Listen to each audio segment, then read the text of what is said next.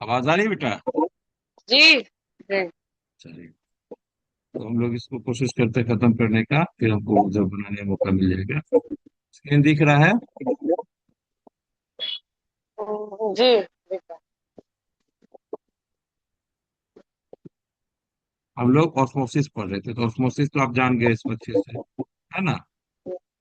हम्म, है ना? हम्म, आपका था कि जी। अगर एक्सटर्नल प्रेशर, एक क्वेश्चन आप पूछे भी थे, एक्सटर्नल प्रेशर दिया जाए तो ऑस्मोसिस पे क्या फर्क, क्या इफेक्ट पड़ेगा?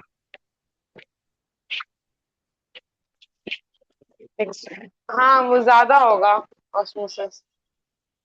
किस, नहीं ज्यादा नहीं, किधर दिया जाए तब पता चलेगा कि ज्यादा होगा।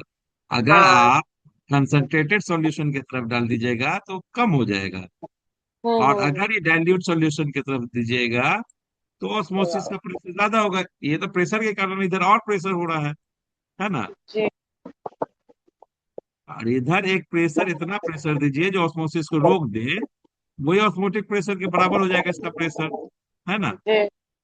तो क्या मतलब है, एक डाइल्यूट सॉल्यूशन और एक कंसंट्रेटेड सॉल्यूशन के बीच में एक प्रेशर ग्रेडियंट है ना? एक जी। प्रेशर बन रहा है, जो प्रेशर के कारण मूव हो रहा है ये solvent particle semi permeable membrane के। अगर इस प्रेशर के बराबर एक्सटर्नल प्रेशर इस पे दे दिया जाए तो इसको रोकने की कोशिश करेगा ये, है ना? और जब ये एक्सटर्नल प्रेशर और ये प्रेशर बराबर हो जाएगा तब आपका ऑस्मोसिस रुक जाएगा, है ना? जी। और अगर उल्टा कर दिया जाए, यहाँ पर यहाँ तो प्रेशर है ही, और इधर से प्रेशर देना शुरू कर दे, तो ऑस्मोसिस का स्पीड बढ़ नहीं जाएगा? हाँ। बढ़ जाएगा ना? जी। यही है। तो सेल में भी मान लीजिए सेल है, सेल के अंदर जा रहा है ना? हाँ। सेल कंसंट्रेटेड है, पानी अंदर जाता है, लेकिन सेल अगर प्लांट सेल है तो सेल वाल होता है। सेल हम्म, वाल जब जब ये पूरा ये हो जाए, मतलब पूरा फुल अंदर का सेल पूरा आपको क्या टर्जिड हो जाए, तब क्या होगा, सेल वाल बोलेगा भैया हम आपको बाहर जाने फैलने नहीं देंगे, तो सेल वाल एक अंदर प्रेशर डालेगा ना? हाँ? जी जी। और ये अंदर का जो सोल्यूशन है वो बाहर की तरफ सेल वाल की तरफ एक प्रेशर डालेगा, है ना? जी। हम्म। तो जो अंदर से बाहर की तरफ जा रहा है वो ऑस्मोटिक प्रेशर है, या आपको बोलिए कि है ना, ऑस्मोटिक प्रेशर है, या सेल हम्म, सैप का प्रेशर जो ऑस्मोटिक प्रेशर है। और एक वाल जो अपोजिट साइड में लगा रहा है उसको हम टर्गर प्रेशर भी बोलते हैं। ठीक है, टर्जिडिटी के कारण हो रहा है तो टर्गर प्रेशर बोल सकते हैं ना? जो आपका अंदर का हम्म। सॉल्यूशन सेल वाल की तरफ लगाएगा वो क्या कहलाएगा? टर्गर जो सेल प्रेशर। वॉल की तरफ। हाँ, जो टाइगर। देखिए मान लीजिए ये आपका सेल मेम्ब्रेन है, ये हम्म, फैलते जाएगा, जैसे अंदर आएगा तो ये बाहर फैलेगा, जी फैलेगा ना? ये फैलने जी। के कारण ये यहाँ पर अंदर का प्रेशर मेंटेन रहेगा, और ये अंदर आता रहेगा, आपका सॉल्वेंट आएगा ना?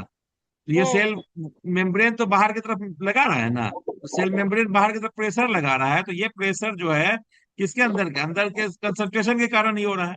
ये टर्जिडिटी बढ़ा रहा है इसका, बढ़ा रहा है ना टर्जिडिटी, जी। तो इसको हम बोलते हैं टर्गर प्रेशर। क्या बोलते हैं? Tiger pressure.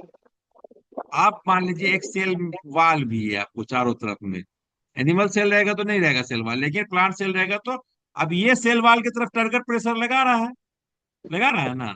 हम्म, नहीं लगा रहा है? हाँ लगा रहा। और सेल वाल भी अब इसके तरफ अपोजिट प्रेशर लगा है, न्यूटन के तीसरे नियम, तीसरा लॉ के हिसाब से, हम्म। कि भैया जितना है, अब ये प्रेशर अगर ज्यादा है, टर्गर प्रेशर ज्यादा है, तो पानी अंदर आते रहेगा, क्योंकि भैया ये आराम से फैल सकता है। और ये वाल प्रेशर कम है, अगर किसी पॉइंट पे वाल प्रेशर और टर्गर प्रेशर बराबर हो जाएगा ना, तब इसका तो फैलाव रुक जाएगा अंदर बाहर की तरफ, हम्म, नहीं? जी तो ऑस्मोसिस जी। जीरो हो जाएगा। तो वही बोलते हैं, जब वाल प्रेशर और टर्गर प्रेशर इक्वल हो जाए तो ऑस्मोसिस प्लांट सेल में रुक जाएगा, है ना? हम्म, जी तो याद रखिएगा, टर्गर प्रेशर किसको बोलते हैं और वाल प्रेशर किसको बोलते हैं, है ना? जी। आगे चले। ऑस्मोसिस जी। हम लोग जान गए थे, एंडोस्मोसिस क्या होता है, एक्सोस्मोसिस क्या होता है, हम्म। जानते हैं ना। जी। ये प्रैक्टिकल हम लोग जान गए थे कि हम जो है एक शुगर सॉल्यूशन को, अगर सेमी परमेबल मेम्ब्रेन जो या पार्चमेंट पेपर हो जाए या फिर अंडे का ये रहे ना, मेम्ब्रेन, एग मेम्ब्रेन रहे, उसमें डाल के करेंगे तो क्या होगा, मान लीजिए यहाँ पर क्या डाला गया है, पहला इसमें, पहला वाले में क्या डाला गया है, फनेल में मान लीजिए शुगर सॉल्यूशन डाल दिए यहाँ पर, है ना। और ये जी। प्योर वाटर है, तो वाटर पोटेंशियल किसका ज्यादा रहेगा, या ऑस्मोटिक प्रेशर किसका ज्यादा रहेगा, पानी का, क्योंकि डाइल्यूट ज्यादा है ना। हम्म। अंदर अंदर की तरफ जाएगा पानी, जाएगा ना, क्योंकि ज्यादा कंसंट्रेटेड है तो पानी कम है यहाँ पर, तो पानी अपने हायर कंसंट्रेशन से लोअर कंसंट्रेशन की तरफ जाएगा, जी। जाएगा ना। तो जाता ये शुगर तो बाहर आ नहीं सकता क्योंकि सेमी परमेबल मेम्ब्रेन हम्म। है ना। तो अंदर पानी जाएगा तो इसका लेयर बढ़ता जाएगा पानी का। हो सकता है ये बीकर में इतना लेयर है, लेकिन इसके अंदर पानी का लेयर यहाँ भी हो सकता है, चाहिए तो ऐसा हो सकता है, ठीक है। जी। तो ये लेयर बढ़ सकता है, क्यों, क्योंकि प्रेशर दे रहा है नीचे से ना, एक ऑस्मोटिक प्रेशर। और यहाँ उल्टा कर दिए, यहाँ हम बाहर में शुगर सॉल्यूशन बना दिए और यहाँ प्योर वाटर डाल दिए, तो प्योर वाटर अंदर से बाहर आएगा, है ना। हम्म। हाँ? बाहर आएगा तो ये लेयर पहले मान लीजिए यहाँ पर था, तो ये लेयर यहाँ पर आ जाएगा, मान लो, क्या कि प्रेशर, ये पानी जाएगा आराम से, है ना। जी। और अगर दोनों का कंसंट्रेशन सेम रहा, तो मान लीजिए इसका कंसंट्रेशन और इसका कंसंट्रेशन सेम रहा, तो तो किधर भी नहीं क्या जाएगा। होगा, हाँ? हम्म। तो क्या होगा, पानी अंदर जाएगा, नहीं। नहीं जाएगा। लेकिन अगर इसका लेयर दोनों का बराबर है तब तक नहीं जाएगा, अगर इसका ऊपर है तो यहाँ पर प्रेशर हम्म। ज्यादा हो रहा है तो पानी यहाँ से नीचे आ जाएगा। और हम्म। और अगर इसका लेयर नीचे है तो पानी इसके अंदर से यहाँ चला जाएगा, क्यों, क्योंकि वो हम्म। एक एटमोस्फेरिक प्रेशर तो है ना, हम्म। ठीक है। जी। हम्म। तो जी। यहाँ पर तीन मेन चीज आप इसमें हम लोग जान सकते हैं। ऑब्जर्वेशन है पहला, ऑब्जर्वेशन क्या है, after a few hours the level of the sugar solution in this fissile funnel in the experiment setup will rise, है ना, यहाँ से यहाँ पर ऊपर उठेगा, क्योंकि कंसंट्रेशन ज्यादा है तो बाहर से पानी अंदर आएगा। The level of water in the fissile funnel in the control will remain unchanged। Control का मतलब क्या हुआ, कि जहां पर पानी खाली दोनों बराबर बराबर डाल दिए, ठीक है। हम्म। या फिर कंट्रोल ऐसा भी दे सकते हैं कि हम यहाँ पर कोई इम्परमिएबल मेम्ब्रेन डाल दें, है ना, और चीनी इसमें भी डाल दें और सेम सॉल्यूशन रखें, सेम सिस्टम रखें, यहाँ पर इम्परमिएबल मेम्ब्रेन डाल दें, तो कुछ नहीं होगा, है ना। हाँ हाँ। कंट्रोल दो तरह का होता है, कंट्रोल नेगेटिव कंट्रोल होता है, पॉजिटिव कंट्रोल होता है, समझे। हम्म। तो यहाँ पर हम लोग नेगेटिव कंट्रोल रख रहे हैं कि हम यही हटा दें, क्या नाम है, सेमी परमेबल मेम्ब्रेन की जगह इम्परमेबल मेम्ब्रेन डाल दें, तो जाएगा ही नहीं पानी, है ना। और अगर हम्म। एक है कि हम सेमी परमेबल मेम्ब्रेन ही डालें, जिसको पॉजिटिव कंट्रोल बोलते हैं, और वो लेकिन दोनों में सेम सॉल्यूशन रख दें, तो पानी जाएगा ही नहीं कहीं किसी भी तरफ, है ना। Hmm. Level of water in the beaker in the experiment drop, यहाँ वाले में ड्रॉप होता है क्योंकि बाहर का कंसंट्रेशन ज्यादा, अंदर से जाएगा बाहर, है ना। हम्म। जी। और अगर इसमें चीनी है यहाँ पर, तो पानी, यहाँ पर पानी का इसका लेयर बढ़ रहा है, लेकिन पानी को यहाँ पर का पानी टेस्ट करिएगा तो आपको मीठा नहीं लगेगा, तो क्या मतलब है, चीनी बाहर नहीं जा रहा है ना। उसी तरह ये हाँ। शुगर सॉल्यूशन है और ये प्योर वाटर है, पानी यहाँ से यहाँ जाएगा, लेकिन इसको फिर बाद में टेस्ट करिएगा तो ये मीठा नहीं लगेगा, क्यों, क्योंकि चीनी अंदर नहीं जा रहा है। इसका मतलब है सेमी परमेबल मेम्ब्रेन से चीनी पार नहीं करेगा, है ना। हम्म। क्लियर है, तो यहाँ पर कंक्लूजन क्या है, in the experiment setup some water of the beaker has pass through the cellophane paper या एग मेम्ब्रेन, तो पानी पास किया, चाहे इधर से चाहे इधर से, है ना। लेकिन शुगर सॉल्यूशन नहीं पास किया, नहीं ना पास किया। हाँ। नहीं। हाँ, आप करना चाहिए तो कर सकते हैं sir. Sugar from the thistle funnel has not pass into the beaker. इससे भी नहीं जा रहा, बीकर से भी नहीं जा रहा है ना। तो क्या मतलब है, hmm. Cellophane paper has acted as selectively और डिफरेंशियली परमेएबल मेम्ब्रेन।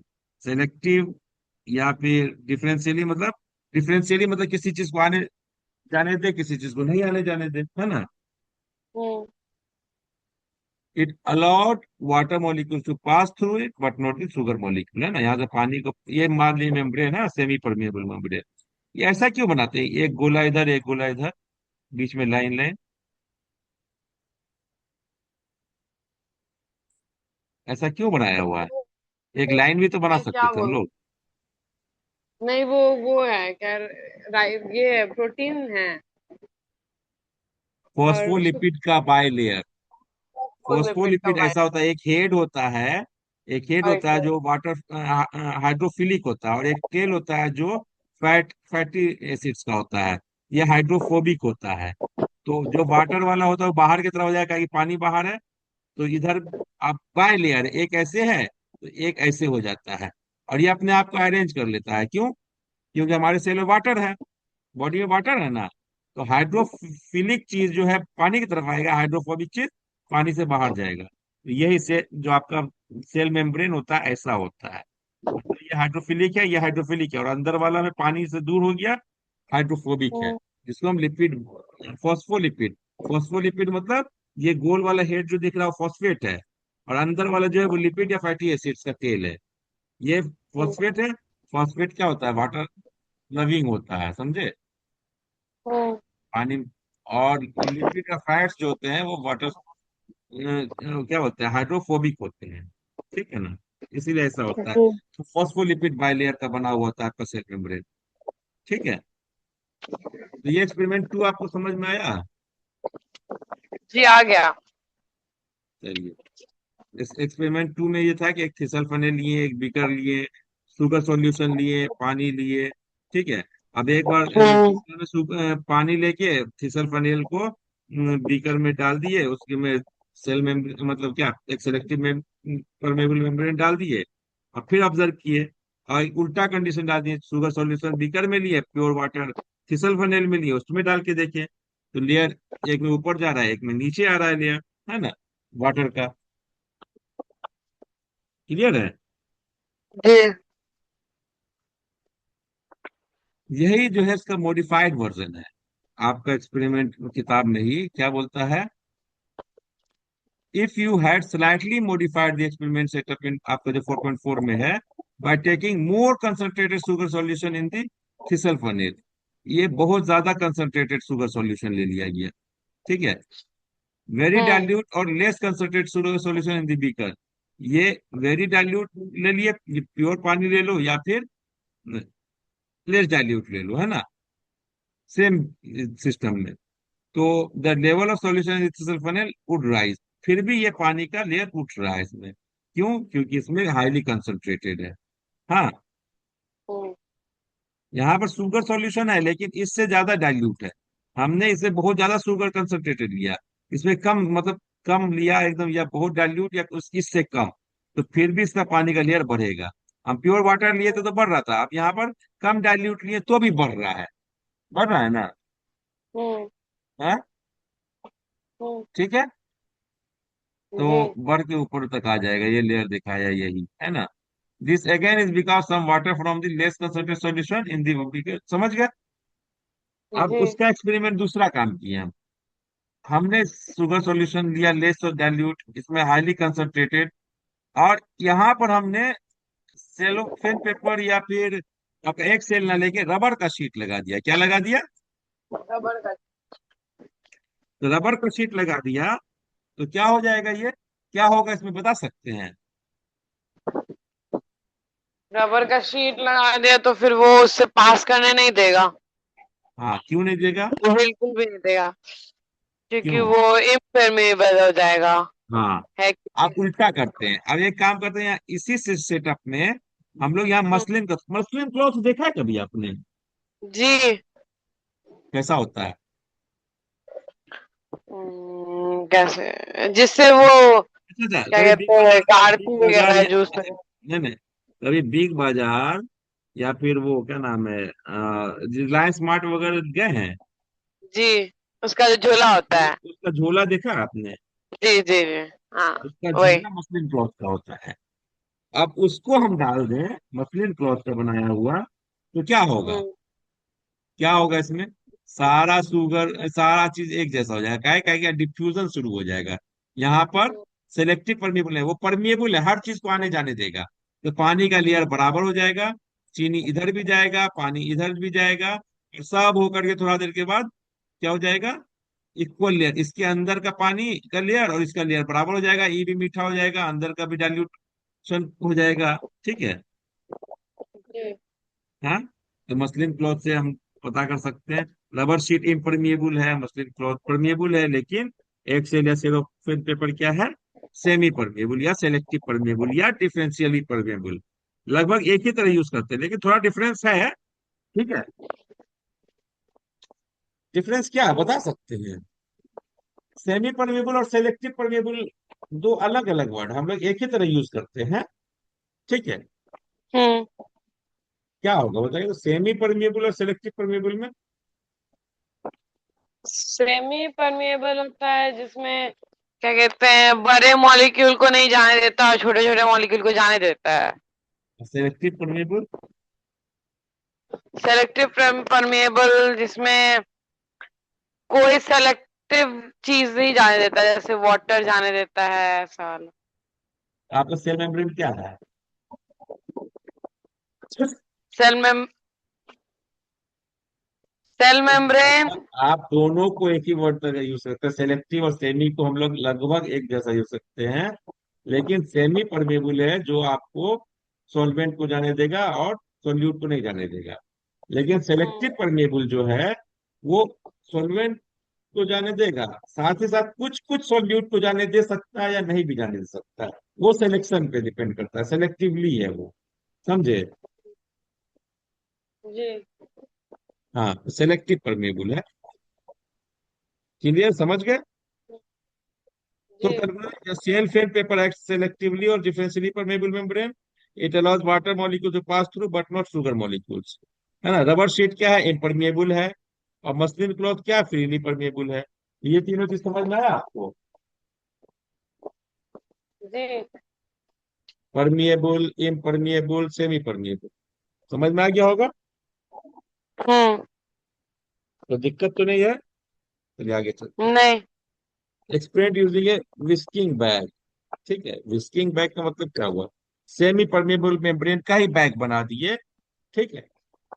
वहां हम लोग हम्म। किसी फनेल नहीं लेके एक सेमी परमेबल बैग ही लेकर के और एक ट्यूब में बांध दिए उसको। Place sugar solution in a knotted visking bag, है ना, and insert a long glass, अंदर लॉन्ग ग्लास अंदर डाल दिए। ठीक है। Solution rise to the capillary. अगर इसमें डालेंगे, पानी में डाल दिए, शुगर सॉल्यूशन इसमें था तो पानी अंदर जाएगा, अंदर जाएगा तो उसका लेयर बढ़ जाएगा, बढ़ेगा ना। पहले यहाँ था तो फिर यहाँ आ जाएगा, है कि नहीं? फिर थोड़ा देर के बाद और ऊपर हो जाएगा, तो पानी अंदर जाते जाएगा। ठीक है। Tie the mouth of the bag, वहां बांध दिया गया। Immerse the whisking bag in a beaker with water, water में डाला गया। After about an hour the level of sugar solution is the capillary tube rises, या कैपिलरी ट्यूब में rise करेगा। ठीक है। कैपिलरी ट्यूब किसको बोलते हैं? बहुत पतला पतला जो कि हो। हाँ, कैपिलरी मतलब था हेयर, हेयर की तरह का जिसके अंदर सिर्फ छेद हो। अंदर का जो उसका होगा ना, ट्यूब है ना, तो ट्यूब के अंदर जो आपको होलो स्पेस होगा वो एकदम हेयर की तरह पतला हो। कभी देखा है ऐसा आपने? क्या? कभी ऐसा देखा है आपने? Capillary tube? हाँ। हाँ, देखे हैं। कैपिलरी जैसे ट्यूब जरूरी नहीं है कि पतला ही हो, कैपिलरी ट्यूब मोटा भी हो सकता है, लेकिन उसके अंदर जो होलो स्पेस है, ठीक है, वो एकदम पतला, हेयर की तरह पतला होना चाहिए। समझे? हम्म। बताइए कहाँ देखा है आपने? थर्मोमीटर में। हाँ, थर्मोमीटर, उसी में बढ़ता है। और भी है, बहुत पतला पतला भी बनता है, कभी अगर होगा तो हम दिखाएंगे आपको। बहुत पतला पतला एकदम शीशा का पतला पतला बारीक बारीक भी बनाया जाता है। रिसर्च वगैरह में यूज करते हैं हम लोग उसको। ठीक है। हम्म, तो आफ्टर एन आवर लेयर बढ़ेगा इसका। ठीक है। लेयर बढ़ेगा क्यों? क्योंकि इसके अंदर एंडोस्मोसिस होगा। ठीक है। हम्म, तो क्या है, after about an hour the level of sugar solution in the capillary tube rises and the level of water in the beaker falls slightly. और इसके अंदर का पानी थोड़ा, अगर यहाँ पर था तो थोड़ा सा इसके अंदर कम हो जाएगा। ठीक है। हम्म, लेकिन अगर बहुत ज्यादा होगा तभी ना पता चलेगा। ये पतला होगा, कम कम स्पेस रहेगा तो ज्यादा पानी अंदर जाएगा तो पता चलेगा। अगर बहुत ज्यादा पानी है तो थोड़ा सा डिफरेंस तो पता नहीं चलेगा। ठीक ना। लेकिन इसके नीचे का पानी कम होगा। ऑब्वियसली जब इस पे ऊपर चलेगा तो यहाँ कम होगा ना। हम्म, होगा ना। हाँ। जी। तो कंक्लूजन क्या, the rise in the level of the sugar solution in the capillary tube is due to osmosis. Water molecule इसके अंदर जा रहा है। ठीक है। From region of higher concentration of water, water का हायर कंसंट्रेशन से वाटर के लोअर कंसंट्रेशन की तरफ जा रहा है। तो यही आपका एक्सपेरिमेंट, आपका विस्किंग एक्सपेरिमेंट, बैग एक्सपेरिमेंट है। ये आपके इसमें था। तो तीन चार एक्सपेरिमेंट हो गए, सब समझ गए, सेम चीज है, वही बता रहा है कि अंदर पानी जाएगा, एंडोस्मोसिस होगा। अगर बाहर वाला सॉल्यूशन ज्यादा है, कंसंट्रेटेड है, तो एक्सोस्मोसिस होगा। है ना। खाली इनका अलग अलग नाम दे दिया गया है, तो आप इसको बुक में पढ़ के एक्सपेरिमेंट को समझ लीजिएगा। ठीक है, बुक में पढ़िएगा जरूर अपने से, जी। पूरा प्रोसेस, कैसे कैसे क्या क्या की चीज डाल के किया गया है। हमने आपको सिर्फ इसका एक आइडिया दे दिया है, उसको प्रोसेस को आप पढ़िएगा। ठीक है। नहीं समझ में आएगा तो फिर हम डिस्कस कर लेंगे। ठीक है। जी। जी। इसमें दो इंपॉर्टेंट पॉइंट्स है जो आगे, ये जो एक्सपेरिमेंट पढ़ा हमने क्या, there are two liquids of different concentration. एक कंसंट्रेशन इसका है, एक कंसंट्रेशन इसका है। सारे एक्सपेरिमेंट में ये है कि दो अलग अलग कंसंट्रेशन है ना। और दोनों है, एक सेपरेटेड बाय सेलफोन पेपर या सेमी परमेबल मेम्ब्रेन से सेपरेटेड है ना। जी। तो ऑस्मोसिस के लिए यही चीज सबसे ज्यादा चीज है कि दो डिफरेंट कंसंट्रेशन होना और एक सेमी परमेबल मेम्ब्रेन होना बीच में, दोनों के। और तब मूवमेंट किधर होगा वो डिफाइन कर लोगे तो आप ऑस्मोसिस को डिफाइन कर सकते हैं ना। जी। तो यही है, आप क्लियर समझ के आगे बढ़े। जी। ये हम लोग एब्जॉर्प्शन बाय रूट के 5 पॉइंट्स थे, उसमें दूसरा हमारा कौन कौन पॉइंट्स था? पहला आपको इम्बिबिशन था, पढ़ लिए। डिफ्यूजन था, पढ़ लिए। ऑस्मोसिस तीसरा था, है ना। जी। तो ये तीसरा ऑस्मोसिस ही कर रहे हैं हम लोग। तो ऑस्मोसिस कितना देर तक चल सकता है? जब तक दोनों तरफ का कंसंट्रेशन इक्वल ना हो जाए, आइसोटोनिक ना हो जाए सॉल्यूशन, है ना। हो सकता है, लेकिन ऐसा नहीं है। ठीक है, चलिए देखते हैं क्या है।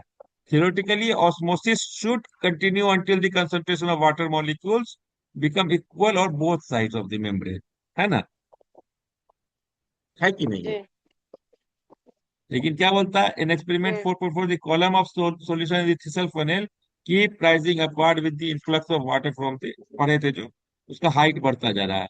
Such an increase in the height and weight of the rising column reduces further osmosis.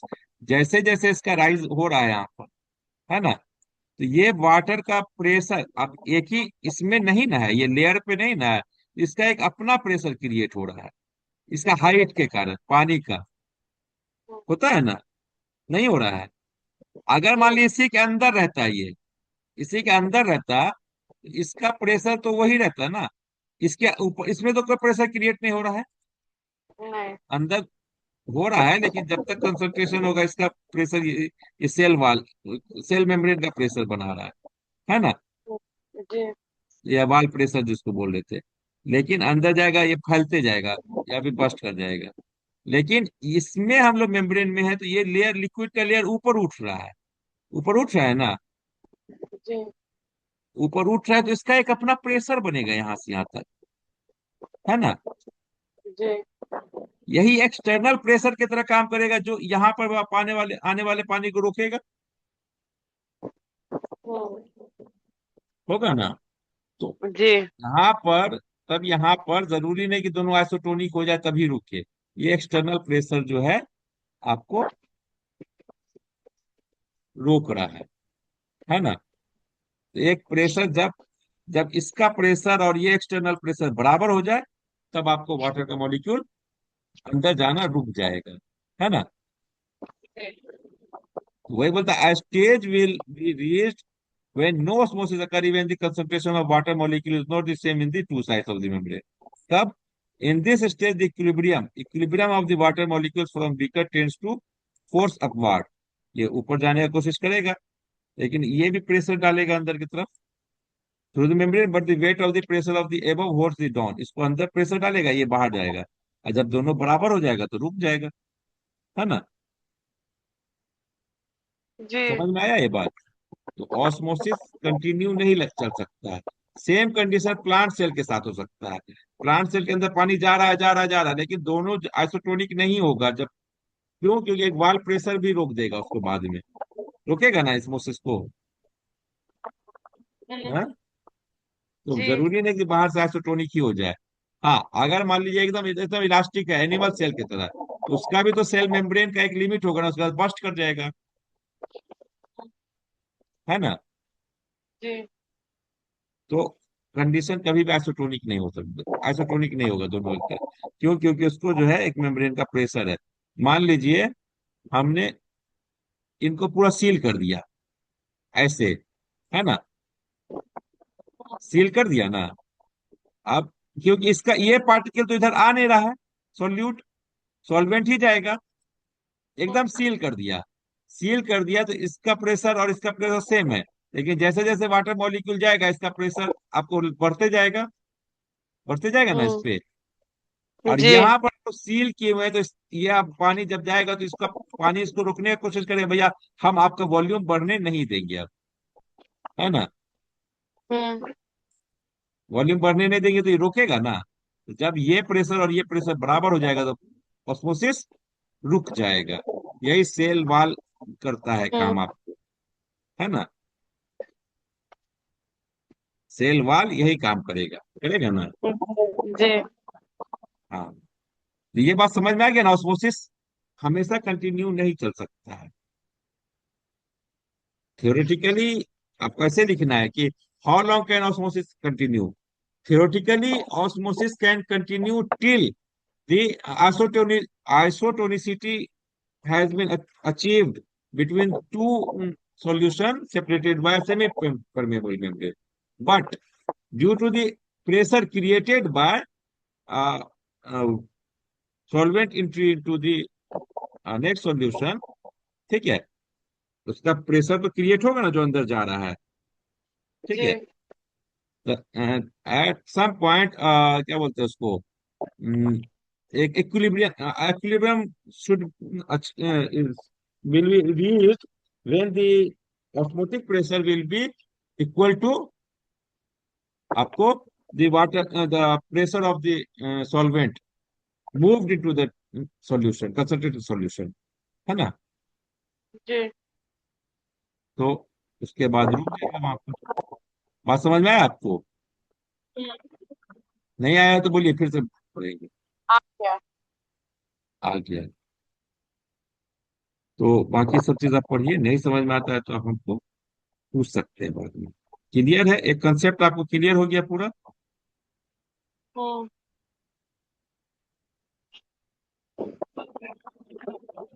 Osmotic pressure आप किसको बोलते हैं?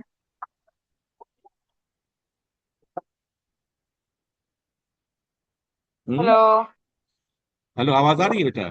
हेलो आवाज नहीं आ रही है? Hello hello? हाँ आ रही है हेलो आ रही है ना? जी आ हाँ। रही है ऑस हाँ आ ऑस्मोटिक रही है प्रेशर किसको बोलते हैं? ऑस्मोटिक प्रेशर किसको बोलते हैं? ऑस्मोटिक प्रेशर हम्म। जो ये प्रेशर लगाता है जो प्रेशर जो होता है जो एग्जर्ट ये करता है सॉल्वेंट।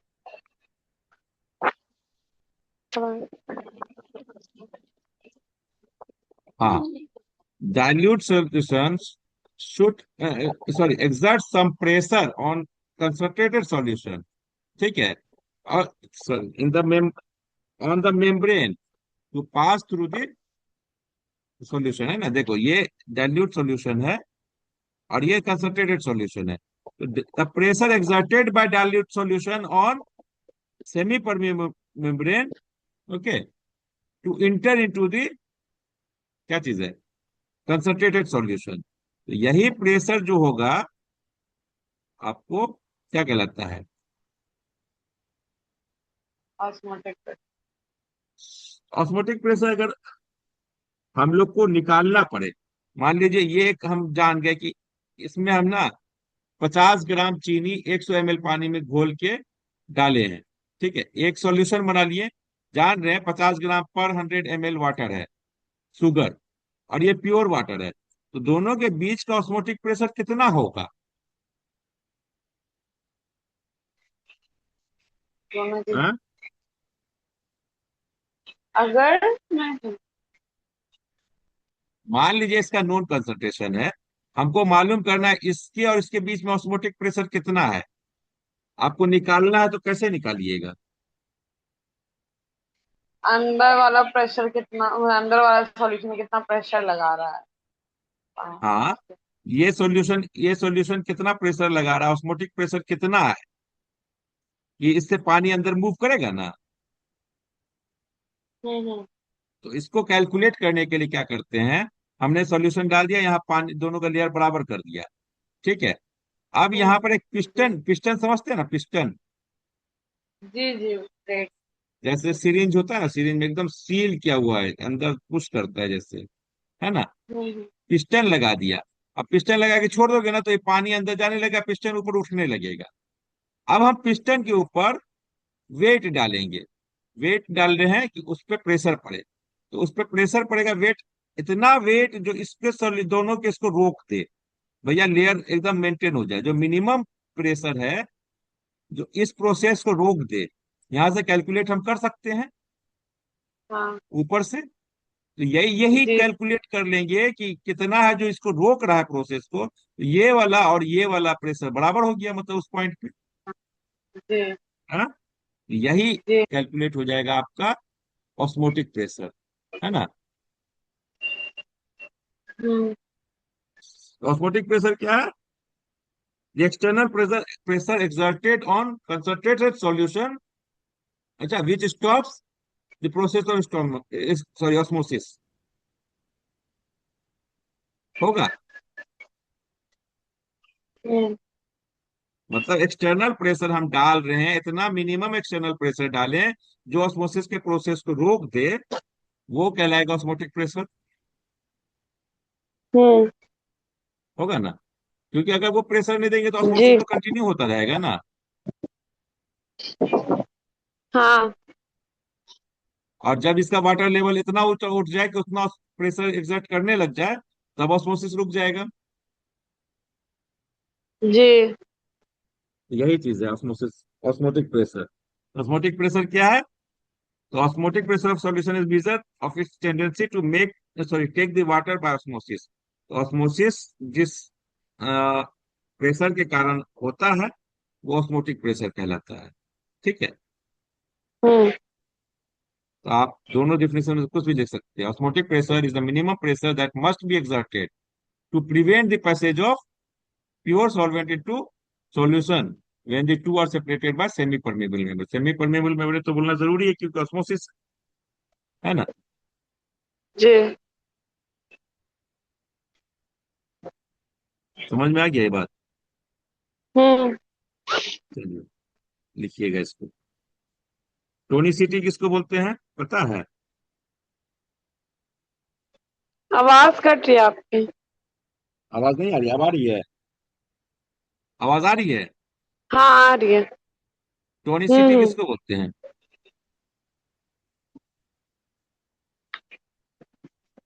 टॉनिसिटी वही क्या,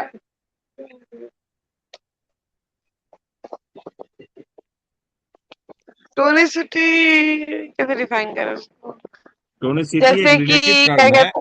सुनिए, हम्म। टोनिसिटी एक रिलेटिव कंसंट्रेशन है जो डिटरमाइन करता है किस डायरेक्शन में और कितना ऑस्मोसिस होगा। बात समझ में आया? जी। टोनिसिटी एक रिलेटिव टर्म है, रिलेटिव कंसंट्रेशन है। रिलेटिव कंसंट्रेशन है तो कम से कम दो सॉल्यूशन तो होना ही होना है, हम्म। क्या कि आप दोनों का रिलेशन निकालिएगा। एब्सोल्यूट टर्म जब रहता है तो एक अकेला रहेगा, है ना। मान लीजिए हम बोल दिए 50 ग्राम पर लीटर शुगर सॉल्यूशन है, तो ये एक एब्सोल्यूट कंसंट्रेशन है। इससे हमको ऑस्मोसिस से कोई रिलेशन नहीं है, ठीक है।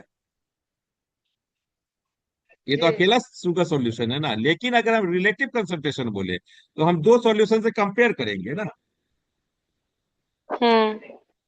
तो टोनिसिटी क्या है? एक रिलेटिव कंसंट्रेशन है दो सॉल्यूशन के बीच का, या दो से ज्यादा सॉल्यूशन के बीच भी हो सकता है अगर सेपरेट कर दिया जाए ऐसे अलग अलग करके। तो मान लीजिए ये ऐसे है, तीन सॉल्यूशन ऐसे सेपरेट कर दिए हम ऐसे, है ना। दो सेमी परमेबल मेम्ब्रेन डाल दिए, हाँ।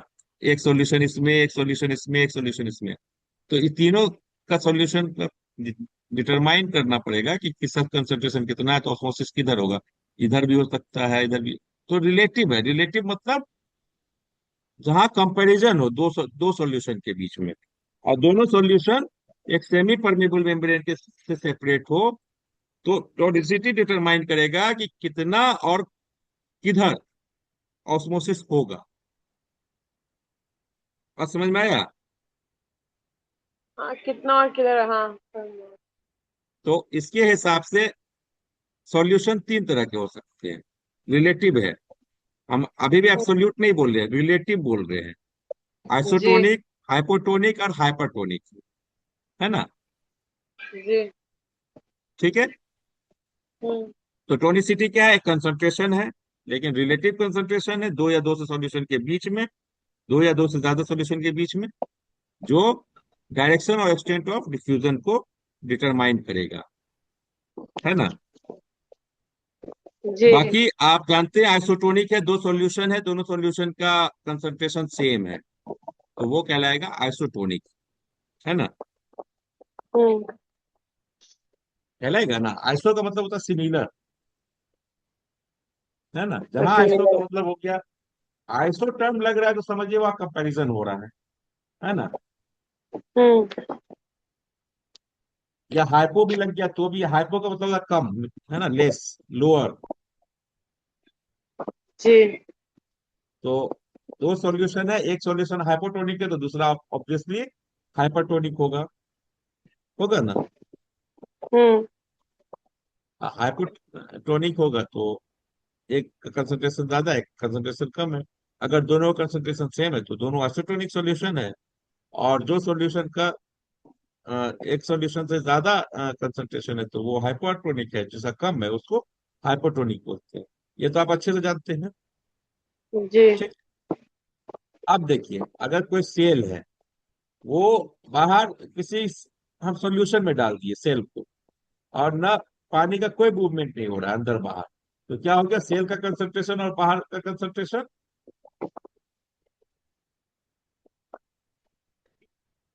क्या होगा? Hello, hello. आवाज आ रही है?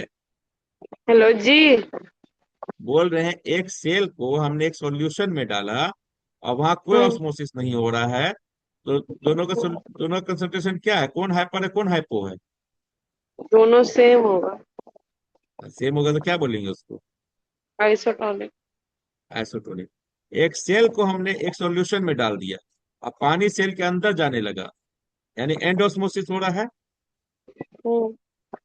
तो कौन सा आइसोटोनिक हुआ, कौन सा, सॉरी, कौन सा हाइपोटोनिक हुआ, कौन सा हाइपरटोनिक हुआ?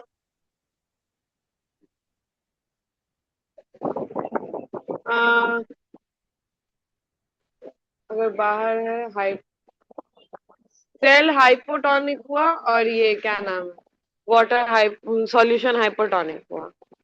बोले बाहर से सेल के अंदर पानी जा रहा है तो बाहर से अंदर की तरफ जा रहा है। एंडोस्मोसिस हो रहा है।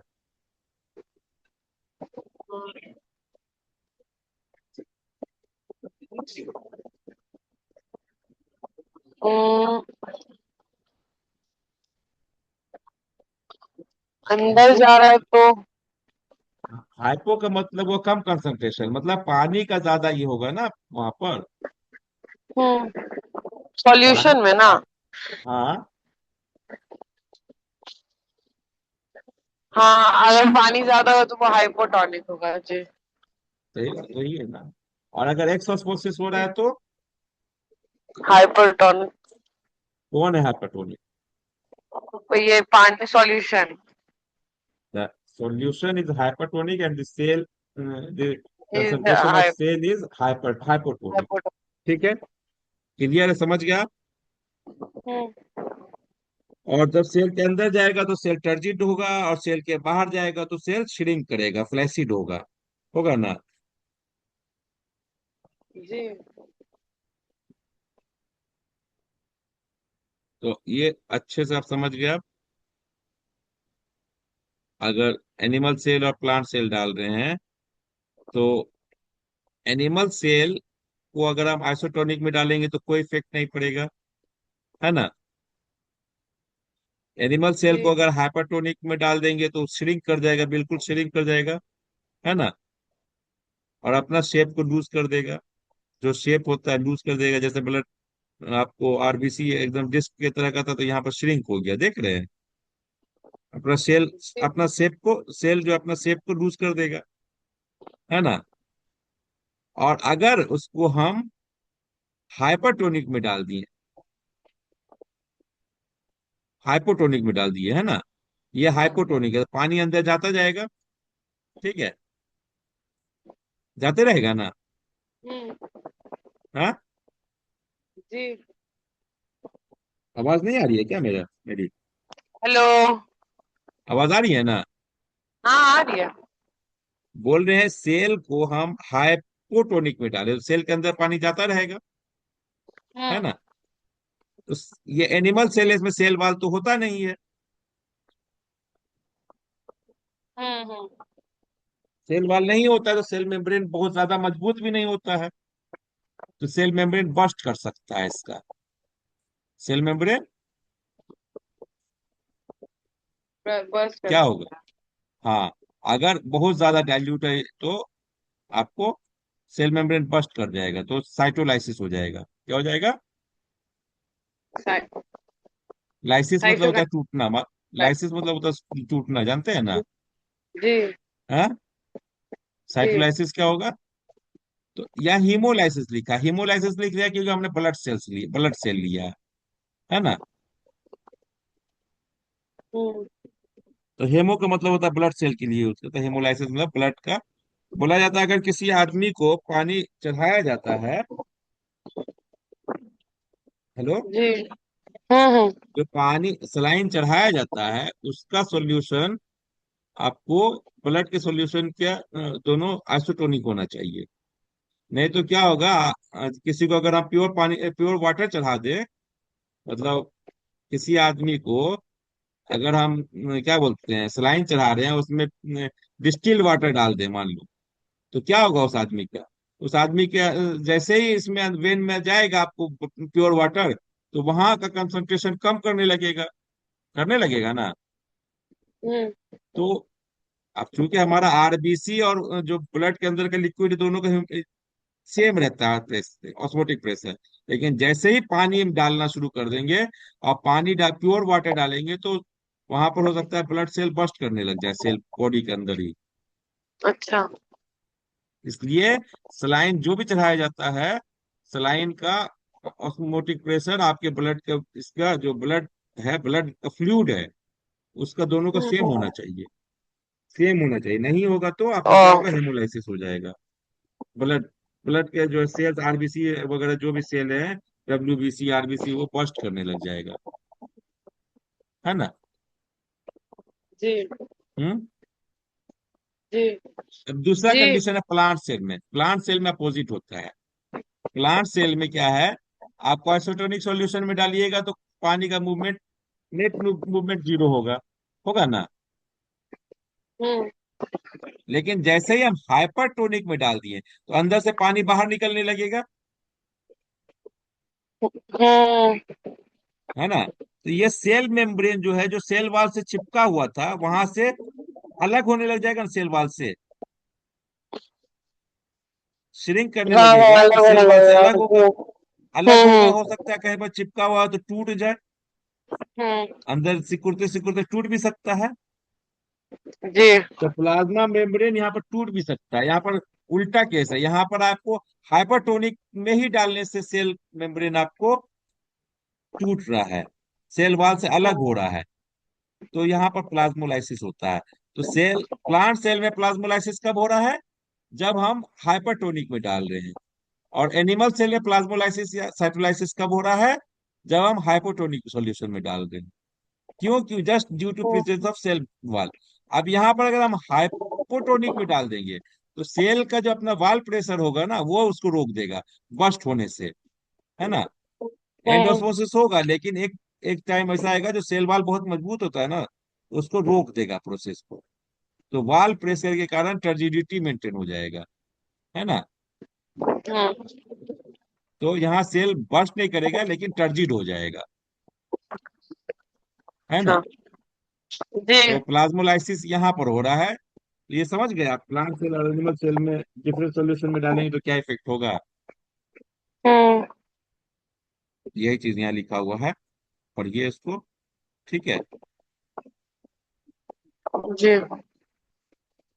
तो प्लाज्मोलाइसिस, टर्जिडिटी, साइटोलाइसिस या हेमोलाइसिस क्या है, समझ गए आप उसको। आइसोटोनिक, हाइपरटोनिक, हाइपरटोनिक समझ गए। जी। चलिए, तो हम लोगों ने जो पढ़ रहे थे हम लोग, किसका पार्ट अभी था हम लोग को? ये प्लांट एब्जॉर्प्शन वाला।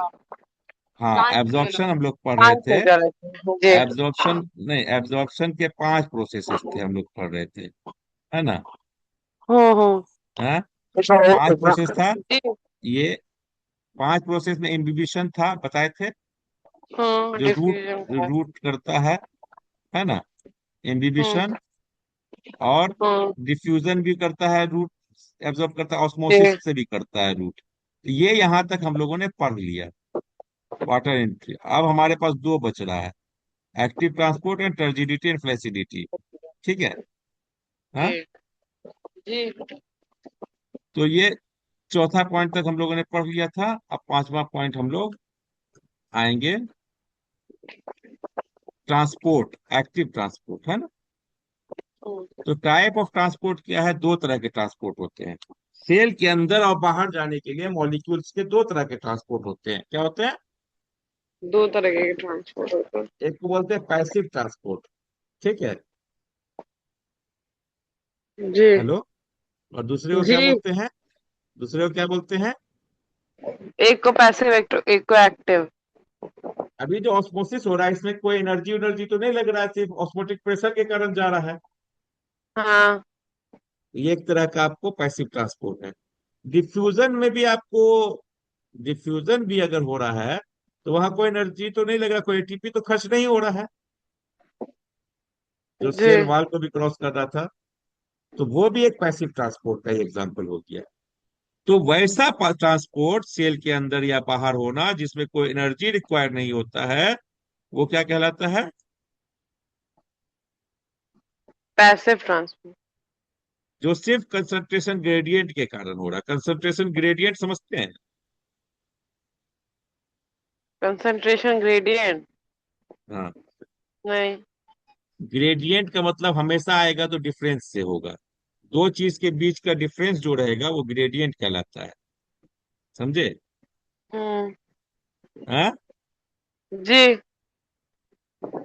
दो चीज के बीच में अगर डिफरेंस है तो वो ग्रेडियंट होगा वहां पर, ठीक है। तो कंसंट्रेशन ग्रेडियंट जब बनेगा, मतलब दो अलग अलग कंसंट्रेशन सेमी परमेबल मेम्ब्रेन के कारण है, तो ये कंसंट्रेशन ग्रेडियंट कर रहा है क्रिएट एक, है ना।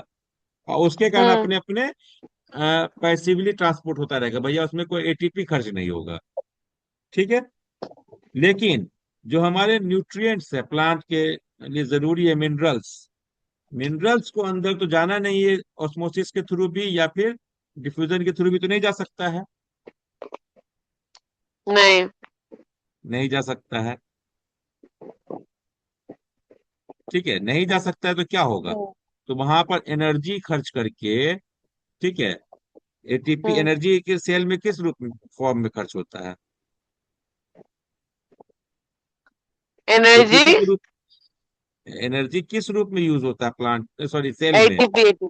एटीपी के फॉर्म एटीपी में। के फॉर्म में, है ना? हम्म। तो जब एटीपी के, तो एटीपी जब required energy in the form of ATP जो ट्रांसपोर्ट करेगा वो मिनरल न्यूट्रिएंट के लिए, तो वो कहलाएगा एक्टिव ट्रांसपोर्ट, है ना?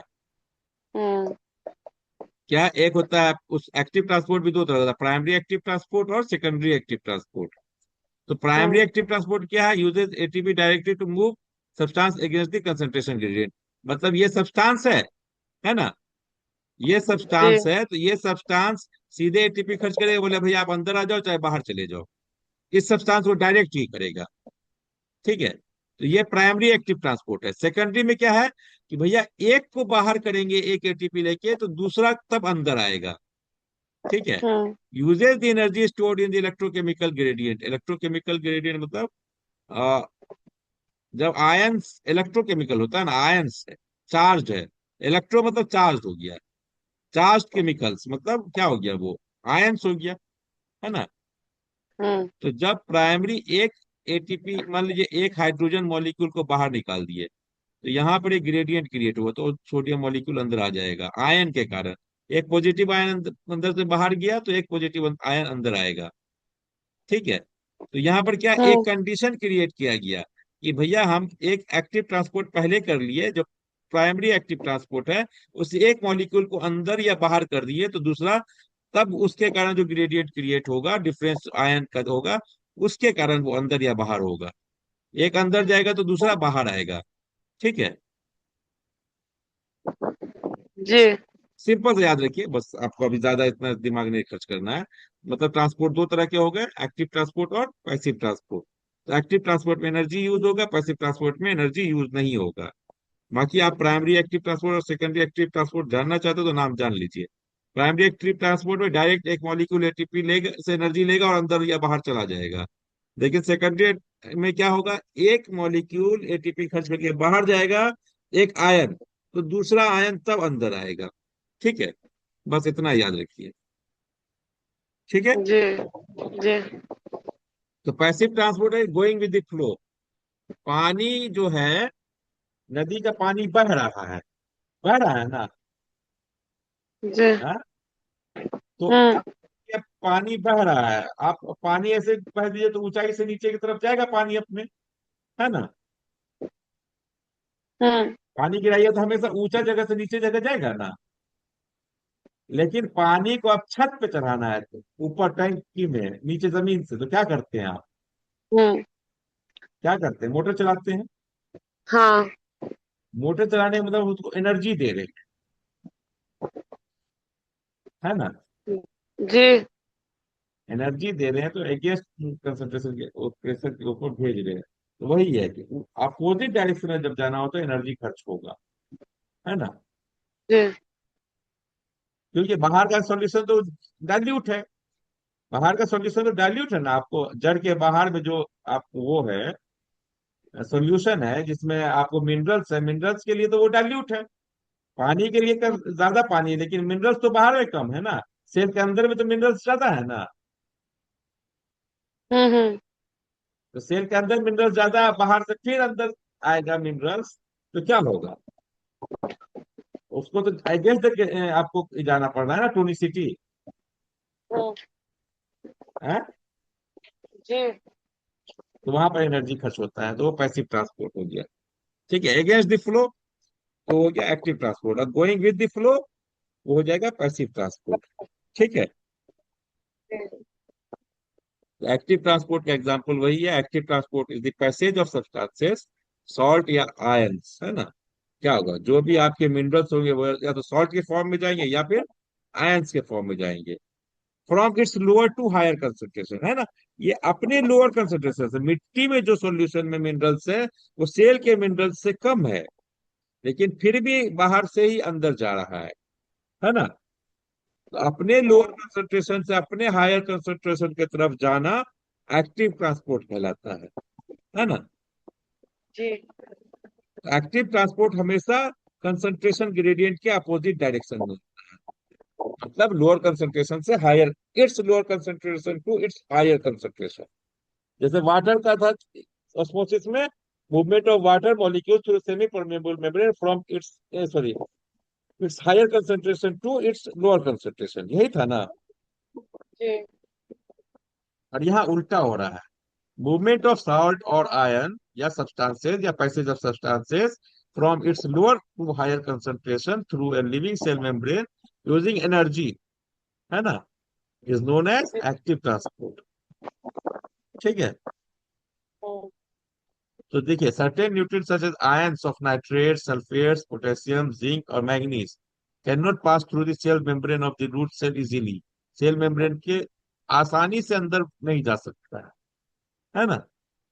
हम्म, क्यों? क्योंकि इसका जो है root, because there concentration is higher inside the root, क्योंकि ऑलरेडी रूट के सेल में ज्यादा है, तो ऑस्मोसिस के थ्रू तो नहीं ही जाएगा, और ऐसे भी सेमी परमेबल मेम्ब्रेन है तो नहीं भी जाने दे सकता है। ओके। हम्म, तो यहाँ पर डिफ्यूजन का अपोजिट जाएगा कि जबरदस्ती फोर्सिबली अंदर कर देना, एनर्जी देके, है ना। जी। तो वही कहलाता है एक्टिव ट्रांसपोर्ट, समझ गए एक्टिव ट्रांसपोर्ट, हम्म, मतलब फोर्सिबली हम ही कर रहे हैं एनर्जी देके। ये जी। समझिएगा, सोचिएगा इस चीज को। ठीक है। पैसिव ट्रांसपोर्ट आप समझ गए हैं। जी। सिंपल डिफ्यूजन जो हायर कंसंट्रेशन से लोअर कंसंट्रेशन की तरफ मूव कर जाएगा, है ना। हम्म, फैसिलिटेड डिफ्यूजन क्या है? एक सेमी परमेबल मेम्ब्रेन के थ्रू प्रोटीन है, प्रोटीन जान रहा है भैया, ऊपर हम लेके पकड़ के अंदर डाल दिए, एक प्रोटीन के थ्रू अंदर चला गया, वहां पर एनर्जी नहीं खर्च हो रहा है, लेकिन हायर कंसंट्रेशन से लोअर कंसंट्रेशन, तो वो फैसिलिटेटेड है। फैसिलिटेट क्या है? प्रोटीन उसको एक फैसिलिटी प्रोवाइड कर रहा है कि भैया बाहर से आपको पकड़ के अंदर कर दे रहे हैं, रास्ता बना दे रहे हैं। ठीक है। हाँ। जी। और ऑस्मोसिस क्या है कि सेमी परमेबल मेम्ब्रेन से जो ऑस्मोटिक प्रेशर के कारण मूव हो जाएगा। ये सब आपको क्या, पैसिव ट्रांसपोर्ट है ना। इससे सॉल्यूशन हम्म, जाएगा अंदर, सॉल्वेंट अंदर जाएगा, और एक्टिव ट्रांसपोर्ट से आपको मिनरल्स जाएंगे या लार्ज मॉलिक्यूल्स जाएंगे, है ना। और एक्टिव पैसिव ट्रांसपोर्ट में कोई एनर्जी कंज्यूम नहीं होता, एक्टिव ट्रांसपोर्ट में एनर्जी कंज्यूम होता है ना। जी। चलिए, तो अब इसको बताइए, उसके बाद कल हम लोग इस चैप्टर को खत्म करेंगे। राइट, ट्रू और false? Diffusion is the movement of molecules from a region of their lower concentration to that of higher one. True. हैं? Diffusion is lower concentration to higher diffusion ना। हाँ।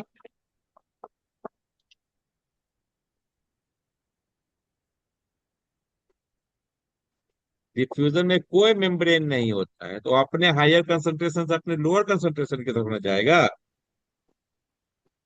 ओ हाँ यार, lower. Osmosis includes diffusion but not vice versa.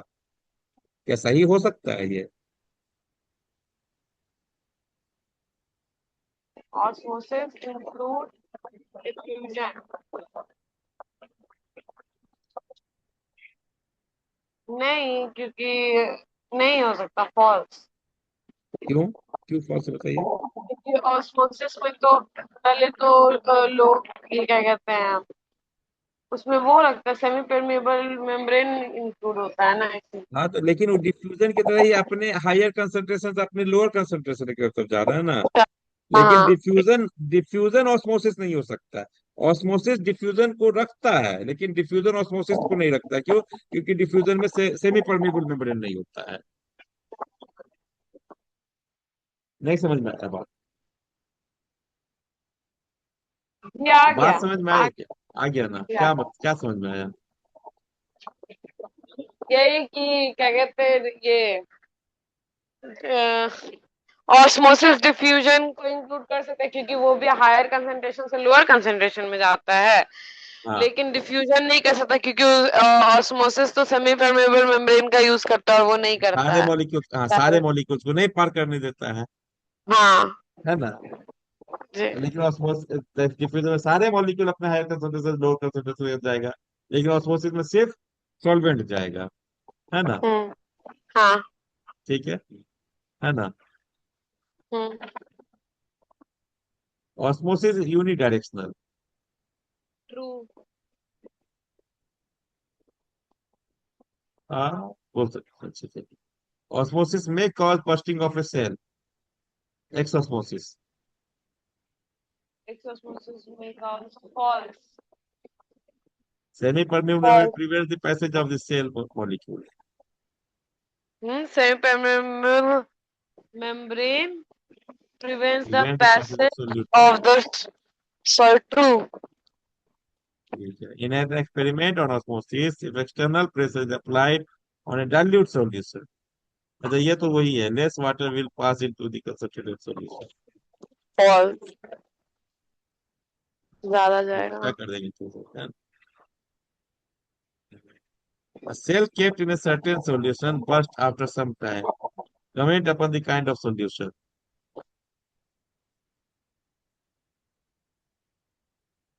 Cell can burst कर जाता है तो वो हाइपोटोनिक सॉल्यूशन में रखा हुआ सॉल्यूशन होगा में तब। प्लेस, हाँ ठीक हाँ। है। In what way is active transport opposite to diffusion? क्या in what way? Active transport is opposite to diffusion। Diffusion में हाई हाई कंसंट्रेशन से लो कंसंट्रेशन में जाता है और हाँ एक्टिव ट्रांसपोर्ट में लो कंसंट्रेशन से हाई कंसंट्रेशन में जाता है और एक्टिव ट्रांसपोर्ट में एनर्जी का जरूरत पड़ता है और हाँ। डिफ्यूजन में नहीं पड़ता है। और पैसिव ट्रांसपोर्ट स्पॉन्टेनियस प्रोसेस है, और नॉन स्पॉन्टेनियस जब तक एनर्जी देंगे जाएगा, जब एनर्जी खत्म हो जाएगा नहीं जाएगा, जाएगा। है ना? और जब तक वो इक्विलिब्रियम नहीं अचीव करेगा तब तक वो जाते आते रहेगा, है ना? हम्म। जी। Which process, diffusion, osmosis or active transport, needs involvement of energy? Active transport. Can we call diffusion passive transport? Yes. Yes। ठीक है, मतलब ये एनर्जी हम्म। नहीं रिक्वायर करता है, हायर, समझे? हम्म। अपना फ्लो होता है, उसका प्रेशर मतलब हायर कंसंट्रेशन से लोअर कंसंट्रेशन की तरफ। ठीक है, हम्म। तो डिफ्यूजन पैसिव ट्रांसपोर्ट है। ऑस्मोसिस, ऑस्मोसिस भी नहीं। ऑस्मोसिस भी है पैसिव ट्रांसपोर्ट। हाँ पैसिव ट्रांसपोर्ट है जी। Active transport. ठीक है, ठीक समझ। टर्जिडिटी और फ्लेसिडिटी हम लोग कल पढ़ेंगे। ठीक है, जी। इसको कल, कल है अभी, तो कल खत्म हो जाएगा इंशाल्लाह। ठीक है, हम्म। इसके बाद हम वो भी बना लेंगे, तब तक पढ़ने का टाइम तो मिल जाएगा, है ना? तो बुक चैप्टर भेज दिए है ना? तो आप बताइए ये कुछ सर्कुलेटरी पूछना है? सिस्टम ना। हाँ, भेज दिया है ना? जी। अच्छा, और कुछ पूछना है तो बताइए। हम्म, नहीं। कुछ भी डाउट तो पढ़े आप, इसको तो आप पढ़े भी, अपने से ही पढ़े हैं। जी। अच्छा, सर्कुलेटरी सिस्टम तो पूछ लिया था ना आप लोगों को इस बार? जी। तो सर्कुलेटरी सिस्टम क्यों, हम लोग अगला सिस्टम क्यों नहीं शुरू करें? सर्कुलेटरी को बाद में पढ़ें। हाँ ये भी कर सकते हैं।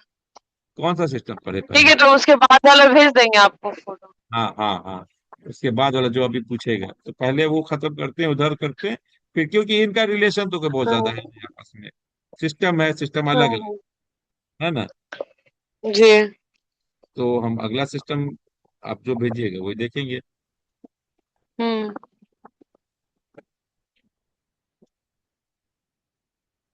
ठीक है, तो चैप्टर, ठीक है, अगला चैप्टर कौन है वैसे आपका? Excretory system. एक्सक्रीटरी सिस्टम, ठीक है, तो एक्सक्रीटरी से शुरू करेंगे हम लोग। ठीक है, जी ये इसमें बाद में आएंगे हम लोग। ठीक है, जी ताकि हम लोग वहां पर आपका स्कूल वाले जब हो जाए कि हाँ वो वाला हो जाएगा, तो फिर इधर आएंगे फिर बाद में। ठीक है, जी। आपका प्लांट का तो सिस्टम हो गया है ना? अभी ट्रांसपरेशन वगैरह नहीं ना आएगा अगले एग्जाम में? नहीं, ट्रांसपीरेशन, हाँ हाँ, ट्रांसपीरेशन आ सकता है। अच्छा ठीक है, तो ट्रांसपरेशन को भी कोई दिक्कत नहीं, हो जाएगा। कौन कौन सा चैप्टर जी, आएगा अगले एग्जाम? अभी तो बताई नहीं है, अच्छा, लेकिन ट्रांसपरेशन अब को अगला एग्जाम बोल रहा है सब लोग की, प्री बोर्ड्स हो सकता है हम लोग का पूरा पूरा सितंबर पढ़ना में। है, तो पूरा पढ़ना नहीं, है। वो प्री बोर्ड्स में फर्स्ट दो प्री बोर्ड होगा ना, तो फर्स्ट प्री बोर्ड में सिलेबस देगा।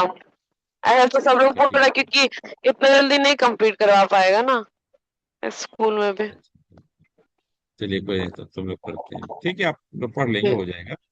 ठीक है, जी। ज्यादा नहीं लगेगा। सिक्योरिटी हम्म सिस्टम वगैरह में ज्यादा कुछ है नहीं, आपको याद करना हम्म, है ज्यादा। ठीक है, जी जो समझने वाला चीज है यही सब चीज है, बाकी उस सब में समझने का ज्यादा कुछ नहीं है। डिस्कस करेंगे हम लोग, है ना? जी। ठीक है, ठीक। तो चलते हैं, मिलते हैं फिर कल। जी तो ठीक है, अल्लाह हाफिज।